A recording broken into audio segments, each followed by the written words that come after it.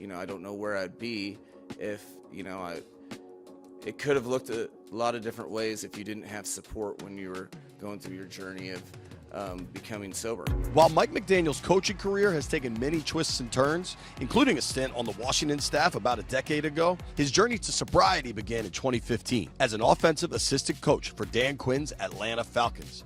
Back then, McDaniel studied not only plays, but coaching. He approached the job from a different angle that kind of fit, what I think you guys see today from a lot of vantage points, the culture, the energy. Mike's always been a big thinker, and so there's sometimes you'd see, like clouds that would pop over somebody's head, like if it was a cartoon, like what's going on up there? And it would take a minute, and then you'd hear some answer, you're like, that's exactly right.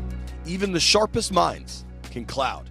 McDaniel suffered from depression and alcohol dependency, but he had Quinn to help him through. It's a very different ball game if, from the top, from Dan Quinn, if he's not saying, no, you can do this.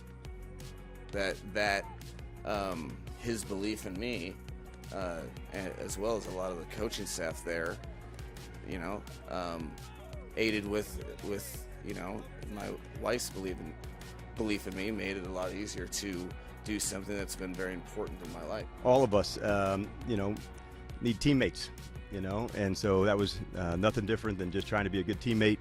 Mike did the work, but all of us have, had spots that we need people to support us, and I was glad to step into that gap to help support him and his family when he needed it, and I know he would do the same in return. Being on the beach means lots of things for lots of people. Little kids, they build sandcastles. College kids, they throw parties. But for Mike McDaniel, who's landed here in South Florida, think about the reflections he must have when he's out here. He's made it, both in life and in pro football, and he did it with some help from his friends. Covering pro football down in South Florida, I'm JP Finley.